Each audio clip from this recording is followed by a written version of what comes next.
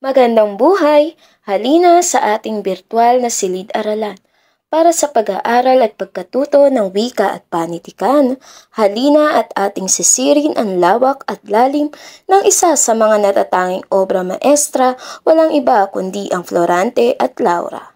Ngayon ay ating tatalakayin ang kaligirang pangkasaysayan ng Florante at Laura na nagbigay ng malaking ambag sa ating panitikang Filipino.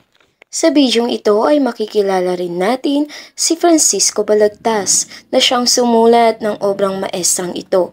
Sino ang kanyang mga naging inspirasyon at ano ang kanyang mga pagsubok na pinagdaanan upang maisulat ang Florante at Laura. Tutuklasin rin natin kung paano ginamit ni Balagtas na sandata ang kanyang likha laban sa mapang-api at mapang-abusong pananakop ng mga Espanyol. At panghuli, paano naging daan ang Florante at Laura sa pagpapayaman ng panulaang Tagalog.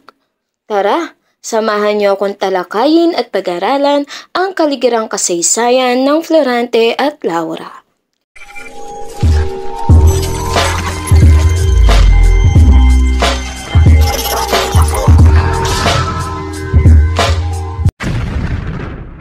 Sino nga ba si Francisco Baltasar o Balagtas? Ating talakayin ang maikling pagtanaw sa buhay ni Kiko. Si Balagtas ay pinanganak noong ika-2 ng Abril 1788 sa Panginay, Bigaa, Bulacan. Dito siya lumaki at namulat, kapiling ang kanyang mga magulang na sina Juana de la Cruz at Juan Baltasar, at ang kanyang 3 kapatid na sina Felipe, Concha at Nicolasa.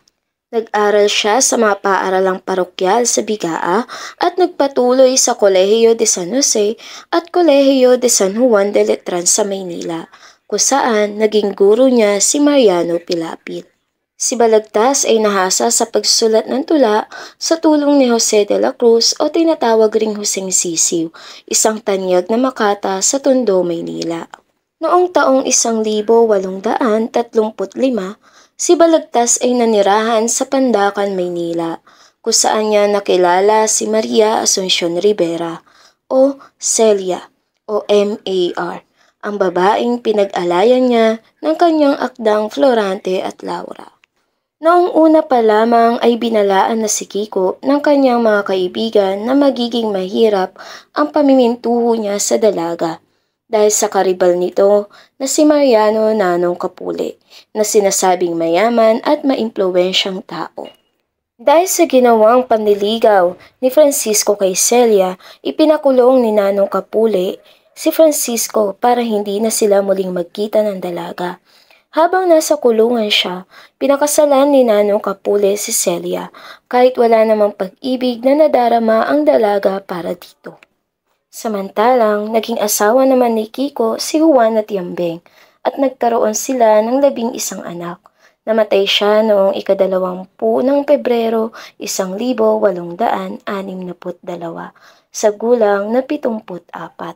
Ang Florante at Laura ay sinulat ni Francisco Balagtas noong taong 1835 hanggang 1836 habang siya ay nasa piitan. Sa panahong ito, mahigpit na kinokontrol ng mga Espanyol ang mga babasahin at palabas na tumutuligsa sa kanilang pamamahala.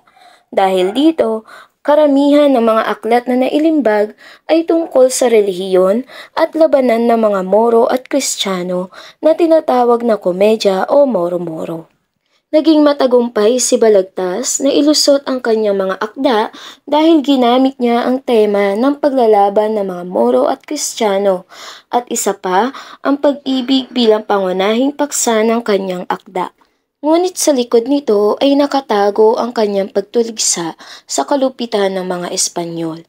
Gumamit siya ng alegorya at simbolismo upang maipakita ang mga suliraning panlipunan na kinaharap ng ating bansa sa ilalim ng pamamahala ng mga Espanyol. Ang alegorya ay isang kwento kung saan ang mga tauhan, tagpuan at kilos ay nagpapakahulugan ng higit pa sa literal nitong kahulugan. Ang akdang Florante at Laura ay sumasalamin sa 4 na himagsik na tinukoy ni Lope K. Santos. Una, himagsik laban sa malupit na pamahalaan. Ikalawa, himagsik laban sa hidwaang pananampalataya. Ikatlo, himagsik laban sa maling kaugalian. At ikaapat, himagsik laban sa mababang uri ng panitikan. Sa pamamagitan ng alegorya ay ipinakita ni Balagtas ang kalagayang panlipunan at pang-aabuso sa kapangyarihan. Ang mga tauhan at pangyayari sa Florante at Laura ay sumasalamin sa nangyayari noong panahon na iyon. Bukod rito, ang Florante at Laura ay nagbigay ng mahalagang aral sa mga Pilipino tulad ng wastong pagpapalaki sa anak, pagmamahal at pagmamalasakit sa bayan, pagiging mabuting magulang, at pagpili ng pinunong may malasakit sa bayan. Binigyan din ng akda ang lakas ng mga kababaihan sa katauhan ng karakter na si Flerida, isang babaeng Muslim na sumasalungat sa tradisyon na imahe ng kababaihan noong panahong iyon bilang mahina at mahinhin. Ang unang edisyon ng Florante at Laura ay inilimbag noong taong 1838 dahil sa pagkasira ng mga kopya noong panahon ng ikalawang digmaang pandaigdig.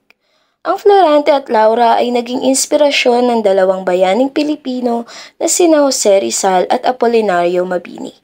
Laging dala-dala ni Rizal saan man siya makarating ang kanyang sipi ng Florante at Laura.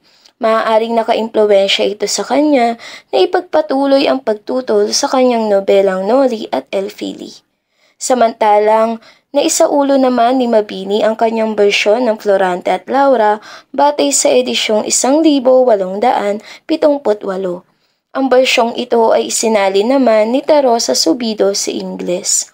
Bukod sa mga nabanggit, ang Florante at Laura ay may tuturing ng isang akdang bayan, isang akdang inangkin ng sambayan ng Filipino sapagkat hitik ito sa magagandang kaisipan, matulaing paglalarawan at mga aral sa buhay.